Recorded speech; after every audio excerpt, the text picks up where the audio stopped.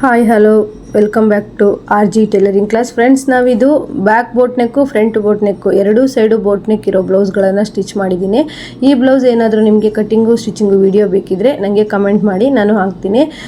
Friends, ಈಗ ನಾನು back boat neck front normal neck cutting ಮತ್ತು ಸ್ಟಿಚಿಂಗ್ ವಿಡಿಯೋ ತೋರಿಸ್ತೀನಿ. ಫ್ರೆಂಡ್ಸ್, ನಾನು ಮೊನ್ನೆ ವೈಟ್ ಬ್ಲೌಸು ಕಟ್ಟಿಂಗ್ ಮಾಡಿದ್ದೆ, back boat neck front normal neck. ಅದರ ಸ್ಟಿಚಿಂಗ್ ವಿಡಿಯೋ ಹಾಕಿ ಅಂತ ತುಂಬ ಜನ ಕಮೆಂಟ್ ಮಾಡಿದರು. ಆದರೆ ನನ್ನ ಜಾಕ್ ಮಿಷನ್ ಬೋರ್ಡು ವೈಟ್ ಆಗಿರೋದ್ರಿಂದ ವೈಟ್ ಬ್ಲೌಸೇ ಸ್ಟಿಚ್ ಮಾಡಿದಾಗ ಕ್ಲಿಯರಾಗಿ ನಿಮಗೆ ಗೊತ್ತಾಗಲ್ಲ ಅಂದ್ಬಿಟ್ಟು ನಾನಿವಾಗ ಸ್ವಲ್ಪ ಡಾರ್ಕ್ ಕಲರ್, ಸೇಮ್ ಅಳತೆ ಸ್ವಲ್ಪ ಡಾರ್ಕ್ ಕಲರ್ ಬ್ಲೌಸನ್ನು ಸ್ಟಿಚ್ ಮಾಡ್ತಿದ್ದೀನಿ. ಯಾರಿಗೆಲ್ಲ ಬೋಟ್ ನೆಕ್ಕಲ್ಲಿ ಸ್ವಲ್ಪ ಪ್ರಾಬ್ಲಮ್ ಆಗ್ತಾ ಇದೆ ಅವರು ಈ ವಿಡಿಯೋನ ನೋಡ್ಬೋದು. ಫ್ರೆಂಡ್ಸ್, ಏನು ಇದರಲ್ಲಿ ಕೆಲವೊಂದು ಟಿಪ್ಸ್ಗಳನ್ನು ಹೇಳ್ತೀನಿ ನಾನು, ಹೇಗೆ ನೀವು ಟಿಪ್ಸ್ ಫಾಲೋ ಮಾಡಬೇಕು. ಈ ಟಿಪ್ಸ್ ಫಾಲೋ ಮಾಡೋದ್ರಿಂದ back boat neck front normal neck ಏನೇ ಪ್ರಾಬ್ಲಮ್ ಬರೋದಿಲ್ಲ ಅಂತ ಹೇಳ್ಬಿಟ್ಟು ಈ ಟಿಪ್ಸ್ ಜೊತೆಗೆ ಹಾಗೆ ಈ ಬ್ಲೌಸನ್ನು ಸಹ ಸ್ಟಿಚ್ ಮಾಡೋಣ ಬನ್ನಿ. ಯಾರಿಗೆಲ್ಲ ಅವಶ್ಯಕತೆ ಇದೆ ಪೂರ್ತಿ ವಿಡಿಯೋ ನೋಡಿ. ಅರ್ಧ ವಿಡಿಯೋ ನೋಡೋದ್ರಿಂದ ಇದರಲ್ಲಿ ಏನೂ ಅರ್ಥ ಆಗಲ್ಲ. ನಿಮಗೆ ಸ್ವಲ್ಪ ಗೊತ್ತಿದ್ದರೆ ನೀವು ಸ್ಕಿಪ್ ಮಾಡಿ ನೋಡ್ಬೋದು, ಆದರೆ ನಿಮಗೆ ಪೂರ್ತಿಯಾಗಿ ಕರೆಕ್ಟಾಗಿ ಬ್ಯಾಕ್ ಬೋಟ್ ನೆಕ್ಕಲ್ಲಿ ಫ್ರಂಟ್ ನಾರ್ಮಲ್ ನೆಕ್ಕಲ್ಲಿ ಬೇಕಿದ್ದರೆ ವಿಡಿಯೋನ ಸ್ಕಿಪ್ ಮಾಡದಿರೋ ಹಾಗೆ ಪೂರ್ತಿಯಾಗಿ ನೋಡಿ. ಬಿಗಿನರ್ಸ್ ಏನಾದರೂ ಬೋಟ್ ನೆಕ್ ಸ್ಟಿಚ್ ಮಾಡಬೇಕು, ನಮಗೆ ಬೋಟ್ ನೆಕ್ ಬ್ಲೌಸ್ ಸ್ಟಿಚಿಂಗಿಗೆ ಬರ್ತಾ ಇದೆ ಅಂತ ಹೇಳಿದ್ರೆ ನೀವು ಈ ವಿಡಿಯೋನ ಪೂರ್ತಿಯಾಗಿ ನೋಡಿ ಅಂತ ಹೇಳ್ತೀನಿ. ನೋಡಿ ಫ್ರೆಂಡ್ಸ್, ನಾನು ಮೊನ್ನೆ ಒಂದು ರೀತಿ ಲೈನಿಂಗ್ ಅಟ್ಯಾಚ್ ಮಾಡೋದನ್ನು ಹೇಳ್ಕೊಟ್ಟಿದ್ದೆ ಒಂದು ಬ್ಲೌಸಲ್ಲಿ. ಇವತ್ತು ಈ ರೀತಿ ಲೈನಿಂಗ್ ಅಟ್ಯಾಚ್ ಮಾಡೋದು. ನೀವು 4-5 ಮೆಥಡ್ ಕಲ್ತ್ಕೊಂಡಿದ್ರೆ ಬಟ್ಟೆ ಕಡಿಮೆ ಇದ್ರೂ ದಪ್ಪ ಇರೋರು ಬಟ್ಟೆ ಕೊಟ್ಟರು ನೀವು ಮ್ಯಾನೇಜ್ ಮಾಡಿ ಬಟ್ಟೆನ ಸ್ಟಿಚ್ ಮಾಡ್ಬೋದು. ಇವರು ತುಂಬ ಸಪೂರ ಇದ್ದರು, ಹಾಗಾಗಿ ನನಗೇನು ಪ್ರಾಬ್ಲಮ್ ಇಲ್ಲ. ಈ ರೀತಿ ಇಟ್ಕೊಂಡು ಕಟ್ ಮಾಡಿಕೊಂಡು ಸ್ಟಿಚ್ ಮಾಡ್ತಾ ಇದ್ದೀನಿ. ನೋಡಿ ಫ್ರೆಂಡ್ಸ್, ಈ ಥರ ಒಂದು ಕಟ್ಸನ್ನು ಹಾಕೊಳೋದ್ರಿಂದ ನಿಮಗೆ ಈಸಿ ಆಗುತ್ತೆ ಸ್ಟಿಚಿಂಗ್ ಮಾಡುವಾಗ.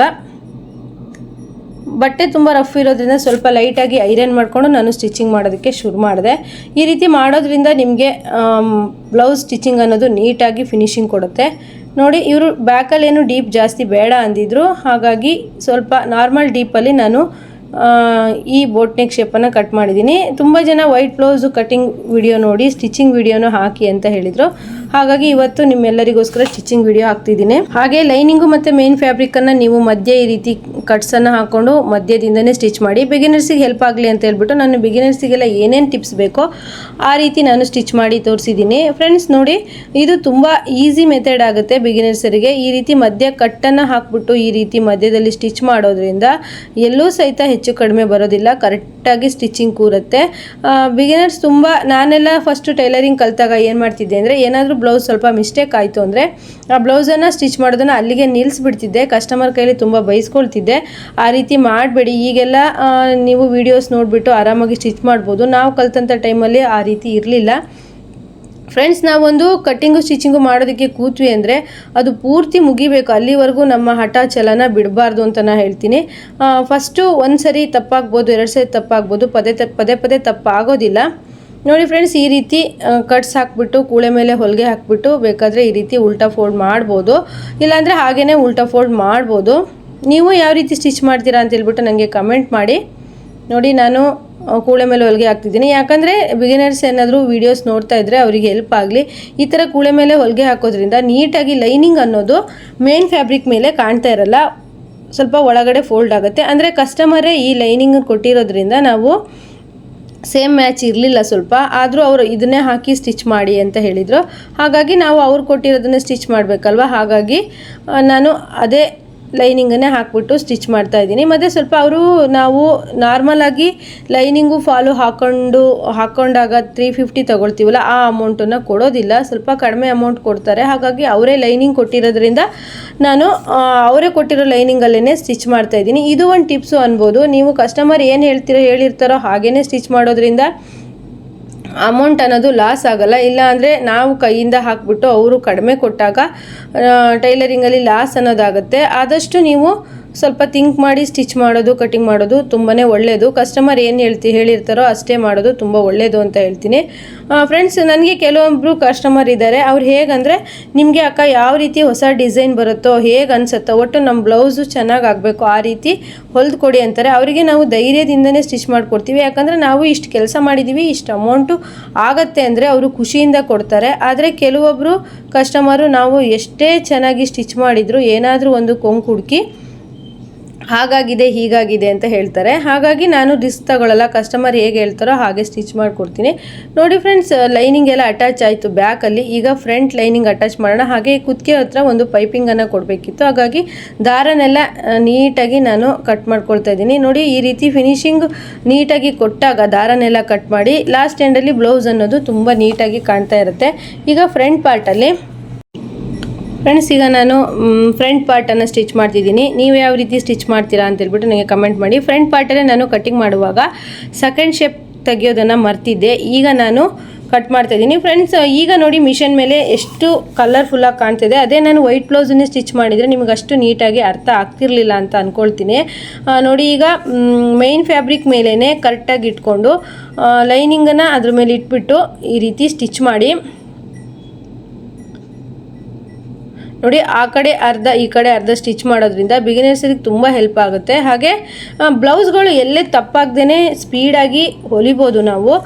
ನನಗೊಬ್ಬರು ಕಮೆಂಟ್ ಮಾಡಿದರು, ದಿನಕ್ಕೆ 3-4 ಬ್ಲೌಸ್ ಅಷ್ಟೇ ಸ್ಟಿಚ್ ಮಾಡೋಕ್ಕಾಗೋದು, ಜಾಸ್ತಿ ಸ್ಟಿಚ್ ಮಾಡೋಕ್ಕಾಗಲ್ಲ ಅಂಥೇಳಿ. ನಾನು ಕೆಲವೊಂದು ಟಿಪ್ಸ್ಗಳನ್ನು ಕೆಲವೊಂದು ವೀಡಿಯೋದಲ್ಲಿ ಹೇಳಿದ್ದೀನಿ. ಆ ಟಿಪ್ಸ್ ಪ್ರಕಾರ ನೀವು ಫಾಲೋ ಮಾಡಿ ಸ್ಟಿಚ್ ಮಾಡಿದ್ರೆ ಖಂಡಿತವಾಗ್ಲೂ ಸಮೇತ ನೀವು 6-7 ಬ್ಲೌಸನ್ನು ಸ್ಟಿಚ್ ಮಾಡ್ಬೋದು.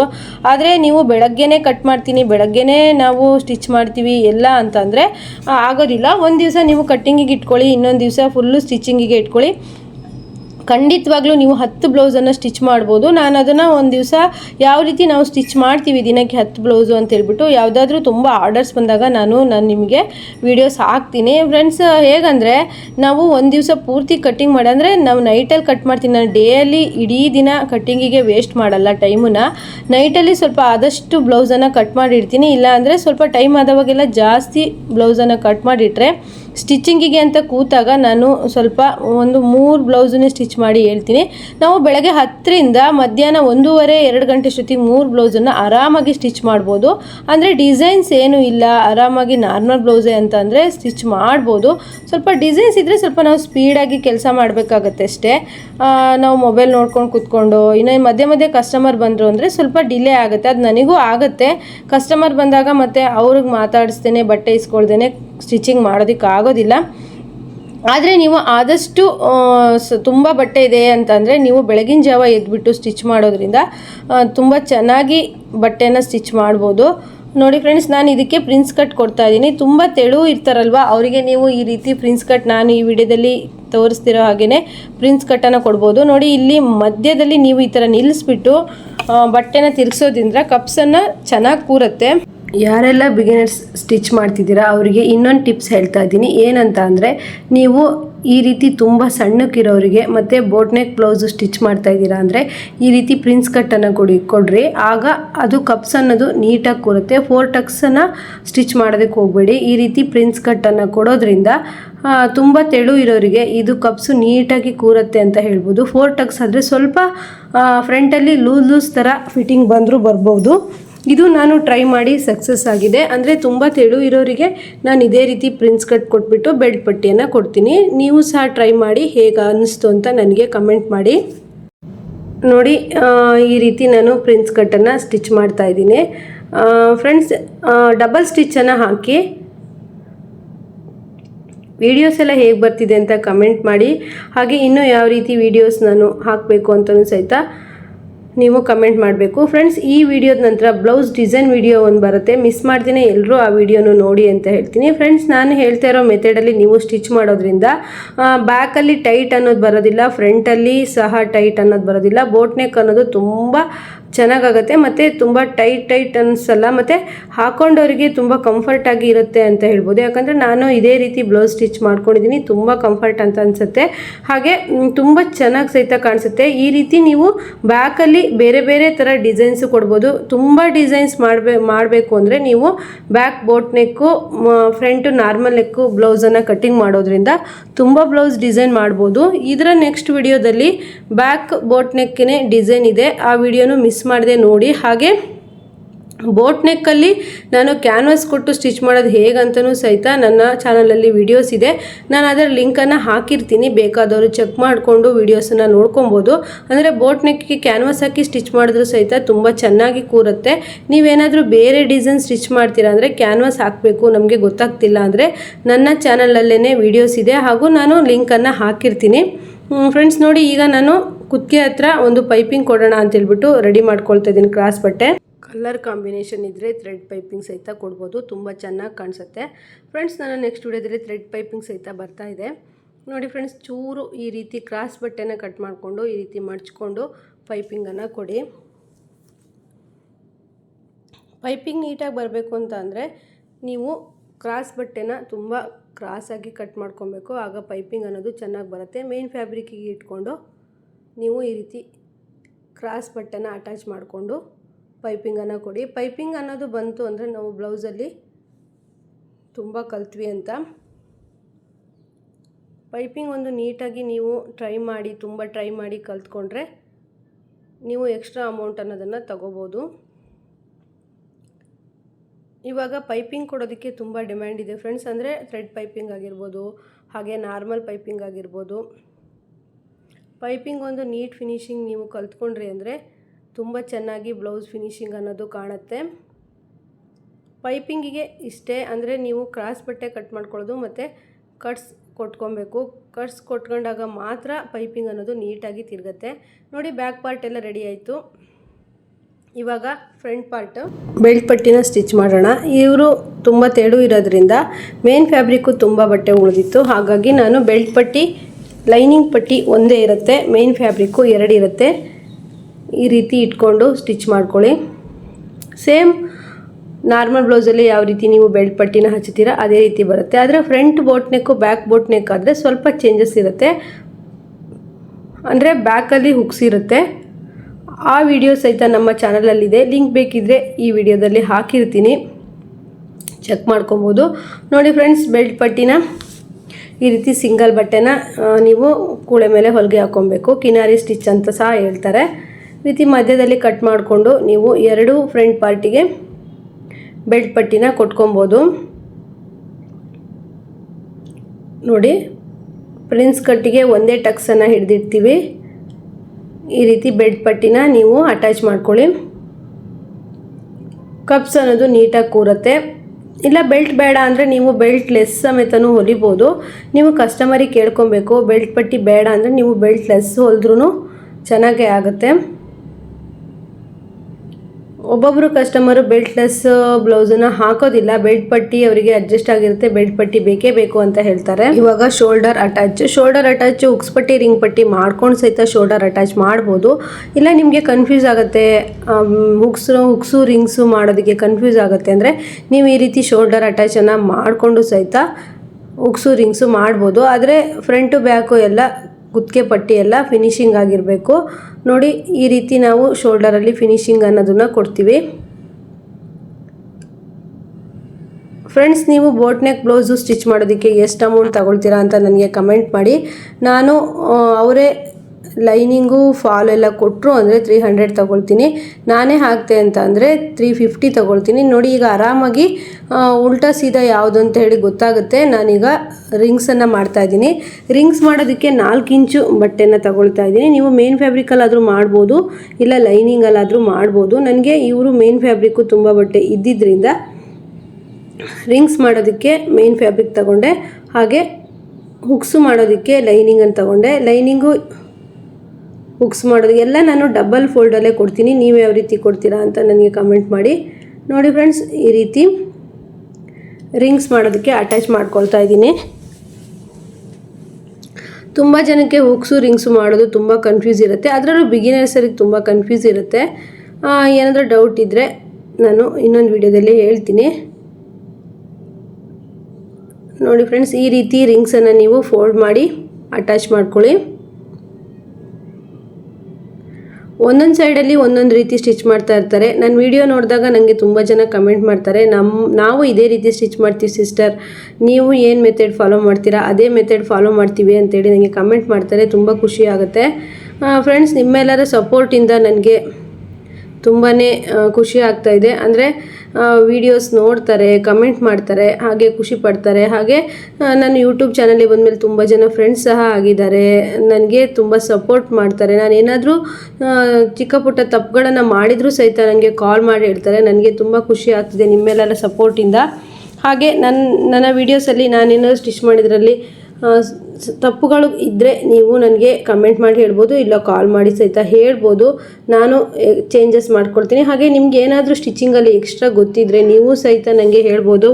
ಇವಾಗ ಸ್ಲೀವ್ ಅಟ್ಯಾಚ್ ಮಾಡಬೇಕು. ಸ್ಲೀವ್ ಅಟ್ಯಾಚ್ ಮಾಡೋದಕ್ಕಿಂತ ಮುಂಚೆ ಈ ರೀತಿ ಎಕ್ಸ್ಟ್ರಾ ಏನಾದರೂ ಒಂದು 1/4 ಇಂಚ್ ಉಳಿಬೋದು ಎಕ್ಸ್ಟ್ರಾ, ಅದನ್ನು ನೀವು ಕಟ್ ಮಾಡಿಕೊಂಡು ಈಗ ನಾವು ಸ್ಲೀವ್ ಕಟ್ ಮಾಡೋದಕ್ಕೆ ರೆಡಿ ಮಾಡ್ಕೊಳ್ತಾ ಇದ್ದೀನಿ. ಈ ರೀತಿ 4 ಫೋಲ್ಡ್ ಮಾಡಿ ಈ ರೀತಿ ಮಡ್ಚ್ಕೊಂಡು, ಅಂದರೆ ಈ ಬಟ್ಟೆ ಸ್ವಲ್ಪ ಒರಟಾಗಿರೋದ್ರಿಂದ ನಾನು ಈ ಥರ ಕೈಯಲ್ಲಿ ಸ್ವಲ್ಪ ಕರೆಕ್ಟಾಗಿ ಸರಿ ಮಾಡ್ಕೊಳ್ತಾ ಇದ್ದೆ. ಈಗ ಸ್ಲೀವನ್ನು ನಾವು ಎಷ್ಟು ಉದ್ದ ಇದೆ ಅಂತ ಅಳತೆ ಮಾಡಿಕೊಂಡು ನೋಡಿ, ಸ್ಲೀವನ್ನು 11.5 ಏನೋ ಇತ್ತು, 3 ಇಂಚು ಡೌನಿಂಗ್ ಇಟ್ಟೆ ಈ ರೀತಿ ಶೇಪ್ ಹಾಕ್ಬಿಟ್ಟು ಕಟ್ ಮಾಡ್ತಾ ಇದ್ದೀನಿ. ನಿಮಗೆ ಕಷ್ಟ ಅನಿಸಿದ್ರೆ ನೀವು ಲೈನಿಂಗಲ್ಲಿ ಸಹಿತ ಕಟ್ ಮಾಡ್ಕೋಬೋದು.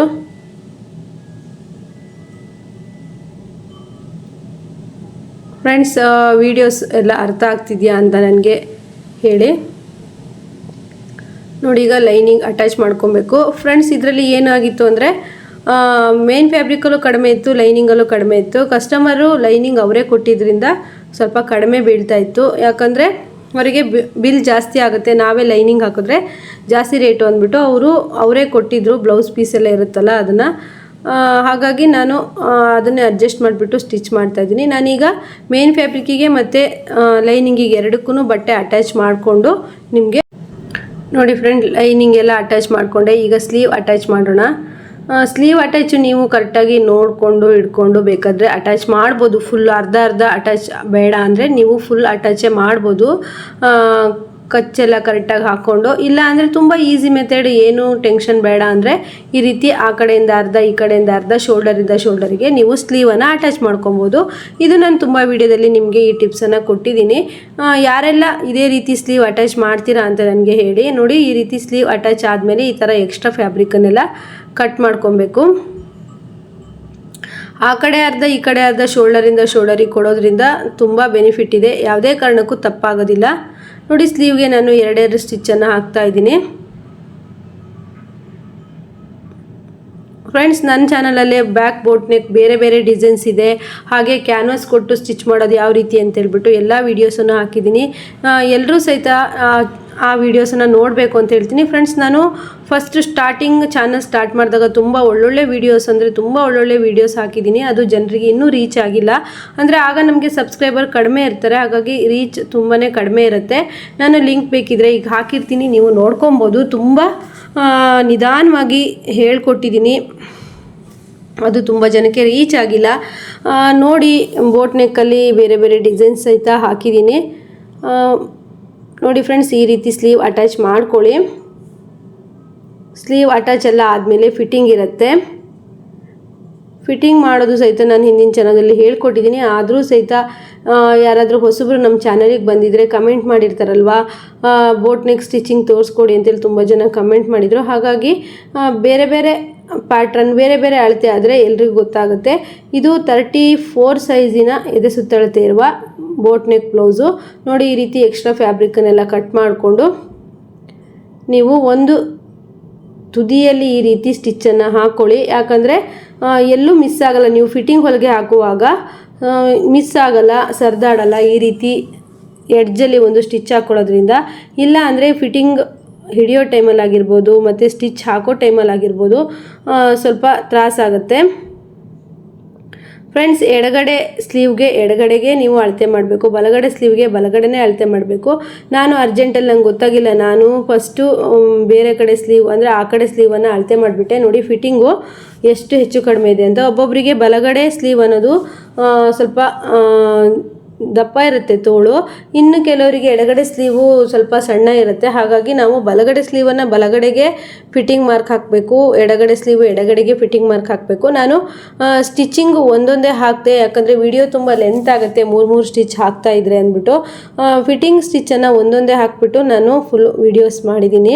ಲಾಸ್ಟಲ್ಲಿ ನಾನು 3 ಹೊಲಿಗೆ ಅಂದರೆ ಪಕ್ಕನೇ 3 ಹೊಲಿಗೆನ ಹಾಕಬೇಕು. ಈ ರೀತಿ ಒಂದು ಸ್ಟಿಚ್ ಮಾಡಿಬಿಟ್ಟು ನೀವು ಸರಿ ಮಾಡಿಕೊಂಡು ಅಳತೆ ಬ್ಲೌಸ್ಗೆ ಒಂದ್ಸಲಿ ಹಿಡಿದು ನೋಡೋದ್ರಿಂದ ಮಿಸ್ಟೇಕ್ ಆಗಿದ್ರೆ ತಗೊಬೋದು. ಫುಲ್ಲು ಸ್ಟಿಚ್ ಆದಮೇಲೆ ಈ ರೀತಿ ನಾವು ಹೊಲ್ದಿರೋ ಅಳತೆ ಕರೆಕ್ಟ್ ಇದೆಯಾ ಅಂತೇಳ್ಬಿಟ್ಟು ನೋಡೋಕೆ ಹೋದರೆ ಮಿಸ್ ಆದರೆ 3 ಹೊಲಿಗೆನೂ ಬಿಚ್ಚಬೇಕಾಗತ್ತೆ. ಆದ್ದರಿಂದ ನೀವು ಸ್ಟಿಚಿಂಗ್ ಅನ್ನೋದು ಒಂದೊಂದೇ ಸ್ಟಿಚ್ ಹಾಕ್ಬಿಟ್ಟು ಅಳತೆ ಬ್ಲೌಸಿಗೆ ಹಿಡಿದ್ಬಿಟ್ಟು ನೋಡೋದ್ರಿಂದ ಏನಾದ್ರು ತಪ್ಪಾದರೂ ಸಹಿತ ನೀವು ಸರಿ ಮಾಡ್ಕೊಬೋದು.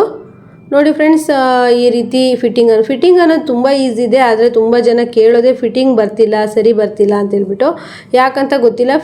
ಬ್ಲೌಸಲ್ಲಿ ನನಗಂತೂ ತುಂಬ ಇಷ್ಟ ಆಗೋ ಒಂದು ಹೊಲಿಗೆ ಅಂದರೆ ಫಿಟ್ಟಿಂಗ್ ಹತ್ರ ತುಂಬಾ ಈಸಿ ಆಗುತ್ತೆ. ಆದರೆ ನಾವು ಫಿಟ್ಟಿಂಗ್ ನೀಟಾಗಿ ಬರಬೇಕು ಅಂದರೆ ನಾವು ಕಟ್ಟಿಂಗ್ ನೀಟಾಗಿ ಮಾಡ್ಕೊಂಡಿರಬೇಕು. ಫಸ್ಟಿಂದನೂ ನಾವು ಫಾರ್ಮುಲಾ ಉಪಯೋಗಿಸಿ ನೀಟಾಗಿ ಸ್ಟಿಚ್ ಮಾಡಿರಬೇಕು. ಹಾಗಿದ್ರೆ ಮಾತ್ರ ಫಿಟ್ಟಿಂಗ್ ಅನ್ನೋದು ತುಂಬ ಈಸಿ ಆಗುತ್ತೆ.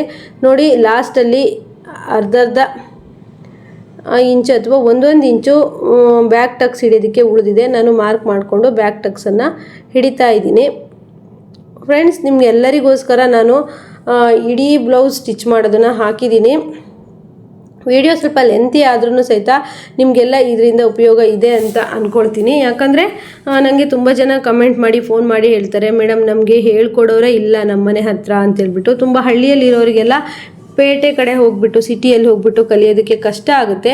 ಅಂಥವ್ರಿಗೆ ಯೂಸ್ಫುಲ್ ಆಗಲಿ ಅಂತೇಳ್ಬಿಟ್ಟು ನಾನು ಈ ವಿಡಿಯೋ ಮಾಡಿದ್ದೀನಿ. ವಿಡಿಯೋಕ್ಕೊಂದು ನೀವು ಲೈಕ್ ಕೊಡಲೇಬೇಕು, ಹಾಗೆ ಕಮೆಂಟ್ ಮಾಡಲೇಬೇಕು ಹೇಗೆ ಅನ್ನಿಸ್ತು ಅಂತೇಳ್ಬಿಟ್ಟು. ಫ್ರೆಂಡ್ಸ್, ಈ ವಿಡಿಯೋ ಇಷ್ಟ ಆದರೆ ಲೈಕ್ ಮಾಡಿ ಅಂತ ಹೇಳಿ ಕೇಳ್ಕೊಳ್ತೀನಿ. ಹಾಗೆ ನೆಕ್ಸ್ಟ್ ವಿಡಿಯೋ ಬೋಟ್ ನೆಕ್ಕಲ್ಲೇ ಡಿಸೈನ್ ವಿಡಿಯೋ ಬರುತ್ತೆ. ನೆಕ್ಸ್ಟ್ ವಿಡಿಯೋದಲ್ಲಿ ಮತ್ತೆ ಭೇಟಿಯಾಗೋಣ. ಎಲ್ರಿಗೂ ಬಾಯ್.